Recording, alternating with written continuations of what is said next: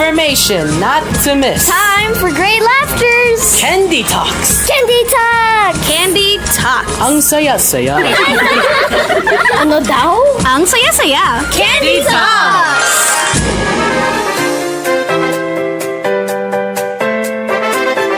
Good morning! Good morning, good morning, good morning, good morning, good morning, good morning!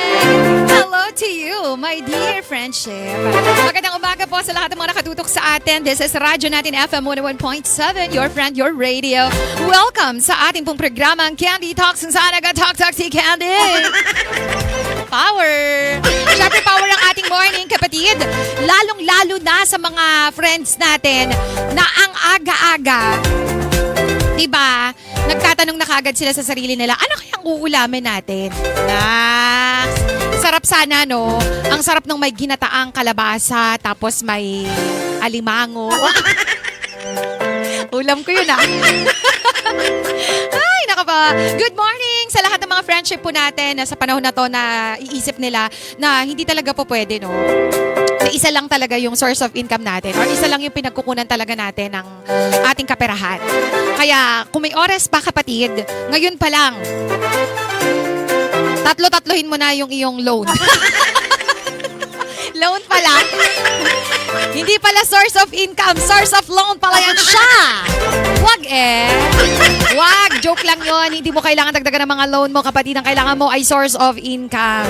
Di ba no, sabi nga nila kapag nag-asawa ka daw ngayong mga panahon na to, hindi po pwede na isa lang yung nagtatrabaho. Dapat dalawa kayo. Di ba? Kaya tinan mo yung iba. Ilan ang inaasawa nila? Mga tatlo-tatlo para tatlo silang nag-work. Apat pa. Dalok-dalok ka! Iba pala yun!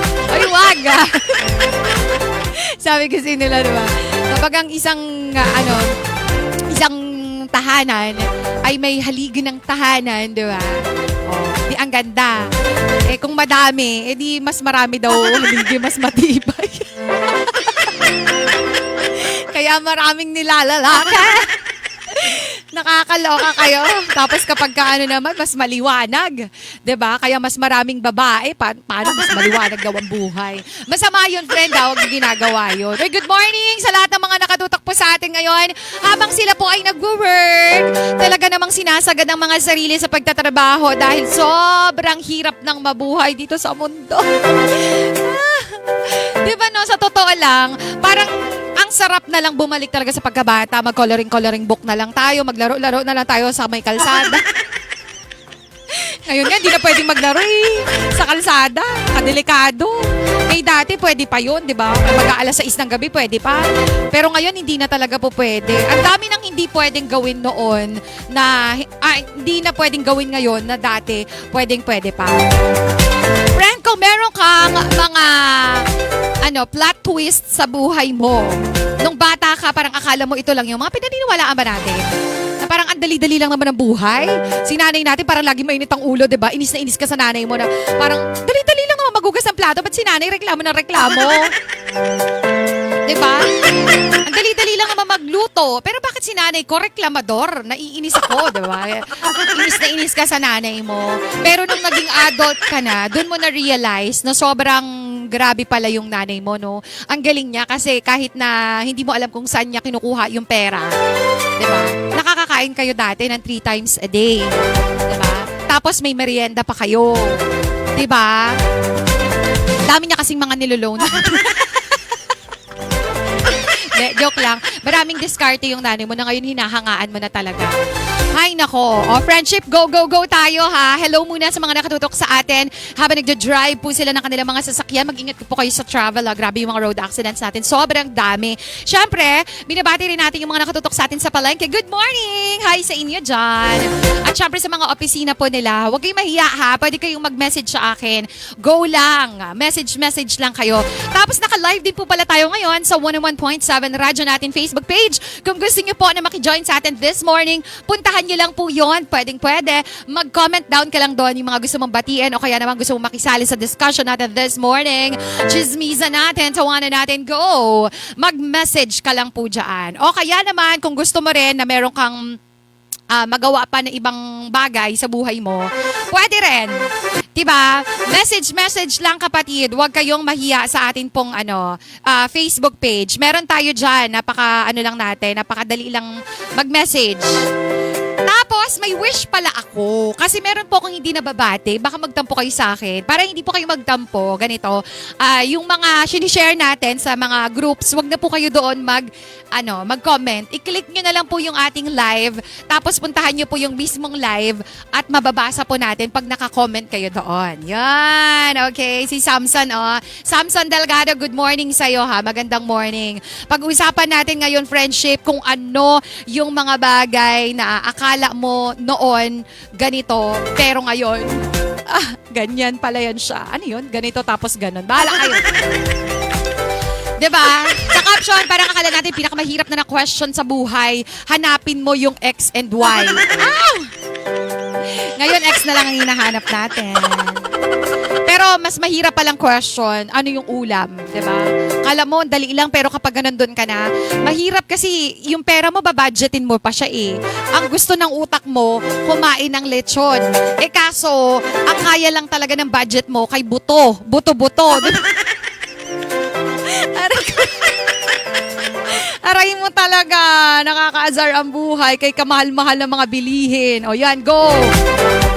Mag-entry na kayo mga kapatid, mag-comment down lang kayo dyan kung ano ba yung sa tingin ninyo, akala mo noon, tapos na-realize mo na ganito pala ngayon. 'Di ba? Sabi ni Boy, nung bata ako, gusto ko talagang tumanda na ako, 'di ba? Para wala na nag-uutos sa akin. Nung tumanda siya, sa true naman, wala na daw nag-uutos sa kanya. Pero, kasi ako na talaga yung kusang gagawa. Pag hindi mo kasi ginawa, sinong kawawa? Ikaw, di ba? Wala na magpapagalit sa'yo. Wala na magpapaalala sa'yo na kailangan mong labhan ng mga damit mo, di ba? Bago pa yan sila mabulok. Dati yung mga nanay natin, ang sipag-sipag nila magpaalala talaga sa atin kahit naiinis na tayo. Pero ngayon, ikaw na rin nagpapaalala sa sarili mo na kapag hindi ko talaga itong damit ko na to, wala to, puro alimuom. Alimuom. Alam mo yun? Yung magiging black-black baga yun siya. Diba? Kaiba no kadiri.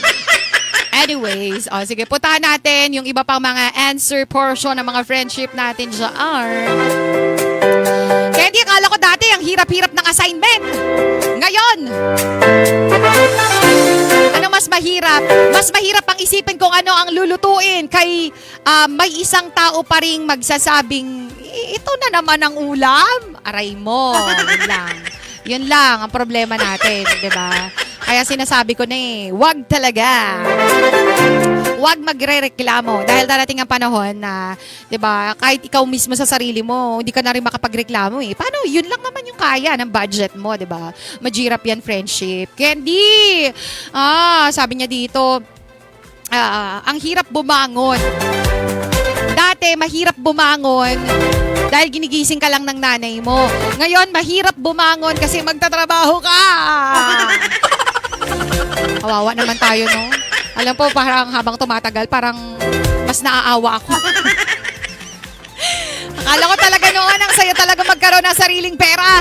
Ngayon, may sarili akong pera, pero parang hindi naman akin. Paano? Sa kuryente, sa tubig, sa internet, sa grocery. Tapos, babalik na naman ako sa pansit kanto ng tunay kong kaibigan. Sila lang talaga ang hindi talaga mawawalay sa atin. Kapartner mo. Pero kaaway ng kidney yan, ha? Wag masyado.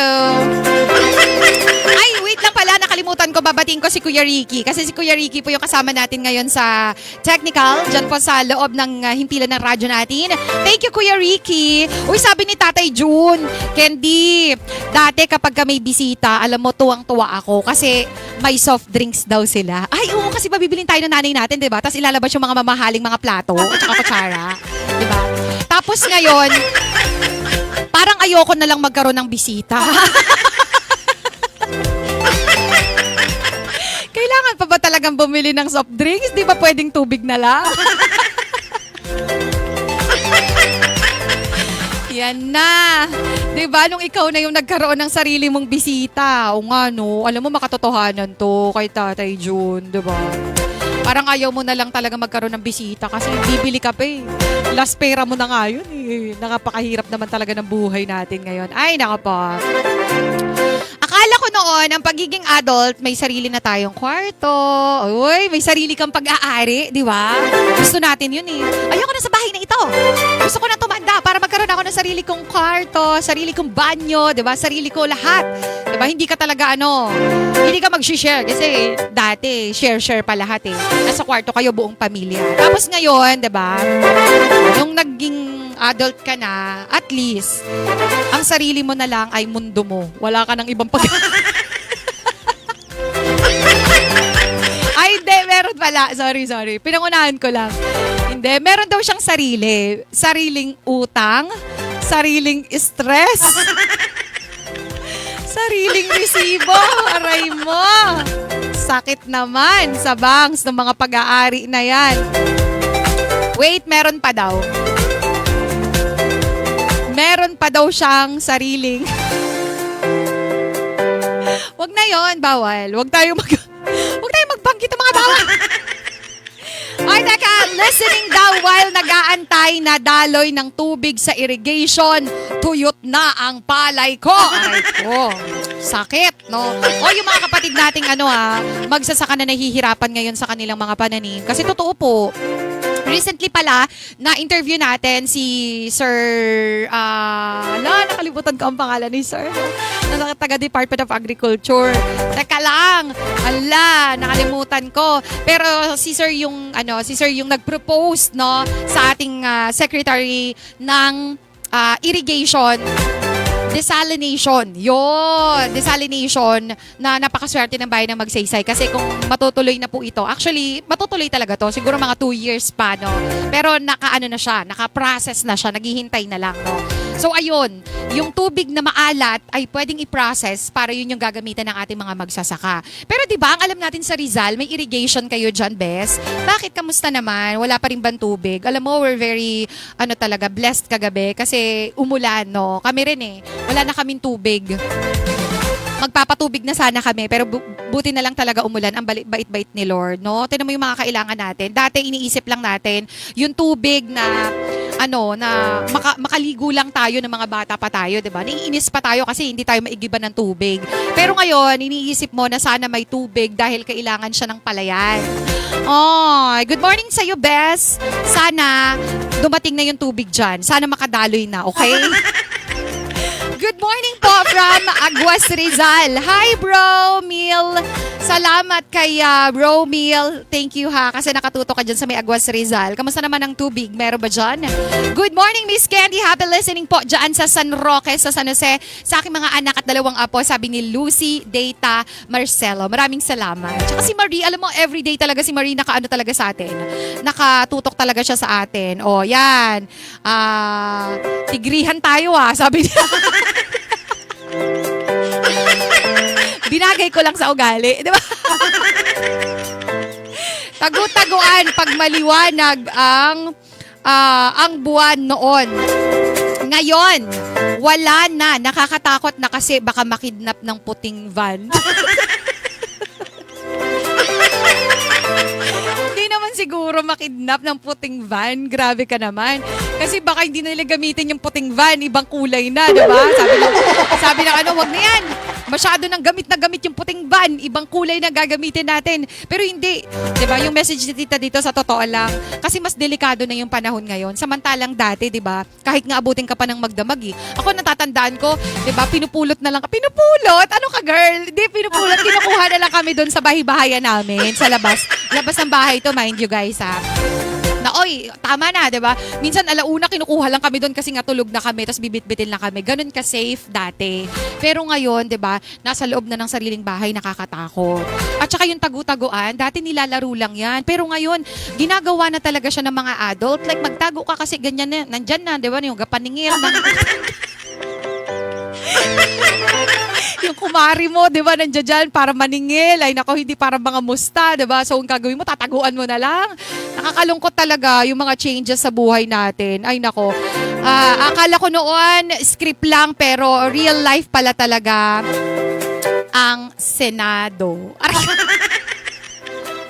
Ang hirap manood sa Senado ngayon, no? Nakakalurky. Ay, nako po. Magandang tunog ng aking CPU. Sabi ni Kuya Ricky. Talaga naman, kinoment po talaga dito. Kinlex talaga ni Kuya Ricky. Ay, nako po. Noong mga bata tayo, sobrang dami nating mga iniisip na parang ang dali-dali lang naman ng buhay. Bakit parang masyadong nagre-reklamo yung mga magulang natin?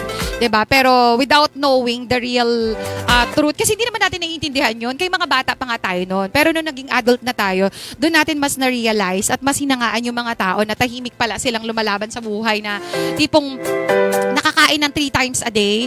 Ganitong sobrang hirap pala ng buhay. Ang hirap kumain. 'Di ba? Ang hirap na makahanap ng mga pagkain na kakainin mo. Dati nga mga libre lang, 'di ba, yung sa kapitbahay na kukuha mo lang siya. Pero ngayon, wala na. 'Di ba? Kasi kahit kapitbahay natin may CCTV na din eh. Hindi na tayo makakuha ng manok. Menox pala. Ganun nakatindi ngayon, ganun nakahigpit. Hindi pala hirap, no? Hindi pala hirap ng buhay, kundi hirap magnakaw. Wag naman sana ganun. Ay, nako po. Kaya, you know what, guys?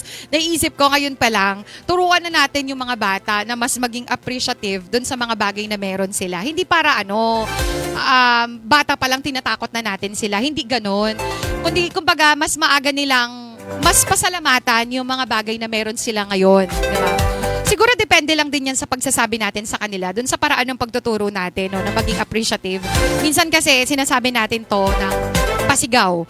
Diba? Di naman nila maunawaan yun. Diba? Yung lagi natin sinasabi, alam mo, dapat ka maging magpagpasalamat ka dahil marami kayong mga pagkain. Kami noon walang pagkain. Alam mo, kahit na ulit-ulitin mo yan ng ganyan, hindi niya yan maiintindihan. Kasi nga bata pa siya. Pero may mga paraan daw para kahit bata pa, matutunan ng mga bata na mas maging appreciative. At siguro, pag na-appreciate kasi nila yan, syempre may chance na pwede silang magtipid, may chance na pwede silang mas maging mapagpasalamat, 'di ba? At mas maging maayos yung kanilang paggastos, 'di ba? Yung mga ganon.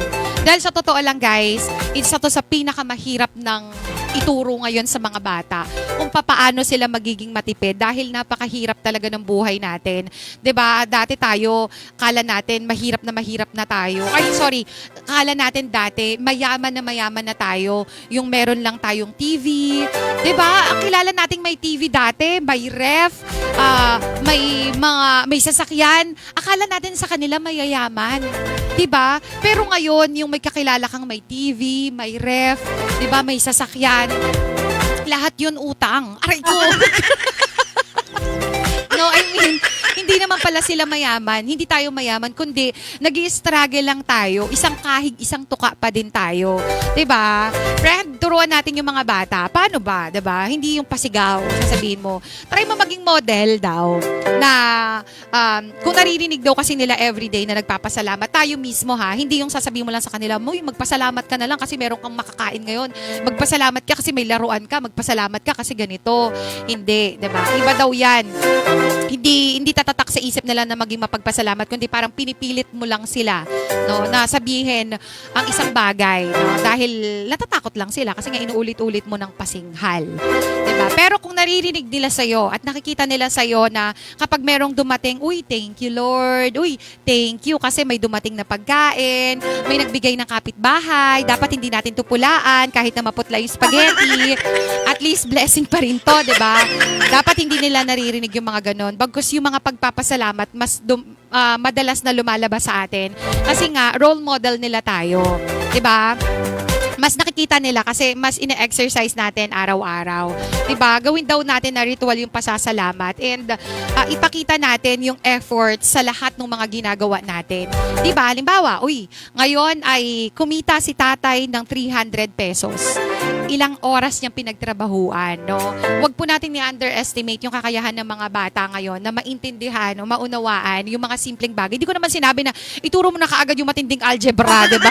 Hindi naman natin sinabi na biglain mo, 'di ba? Financial statement agad-agad. Hindi naman ganon. Yan. Yung mga tipong lang papakita natin sa kanila na, ang agang gumising ni nanay ngayon na, 'di ba? Naririnig ng mga bata yan na pinapasalamatan ng nanay, yung tatay kasi umuwi ng trabaho na pagod pero kumita ng pera, 'di ba? Nakikita ng mga bata, no? simpleng pag-aasikaso kay tatay, nakikita yan. Ganon din kay nanay, no? Si tatay naman nag-a-appreciate sa pagluto, no? Ang sarap ng pagkain, kahit simple lang to, 'di ba? Sinabawang ano lang to, noodles lang to, 'di ba? Na parang kaya nang pakainin buong barangay sa sabaw. Ay, nako po.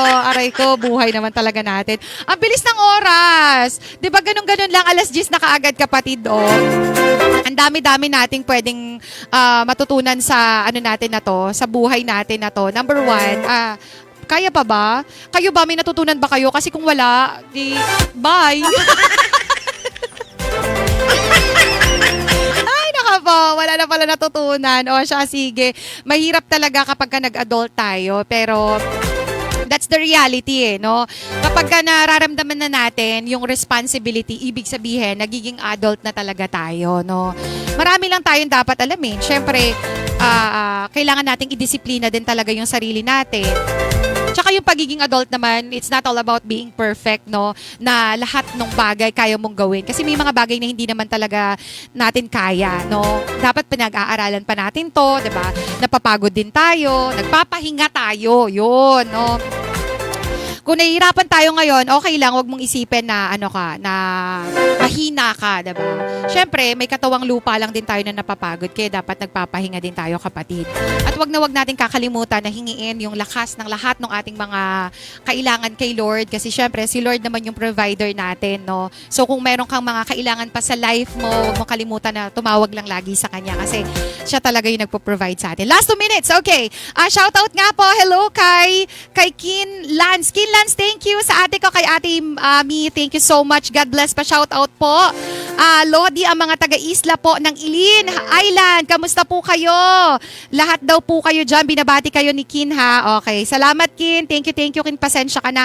Hindi ko mabasa lahat yung mga nandun kasi overtime na ako. Si Jasper Mauhay, maraming salamat. Kuya Erwin Peñaflor, thank you. Kay Brad, salamat sa inyong tanan. Mag-ingat po kayo.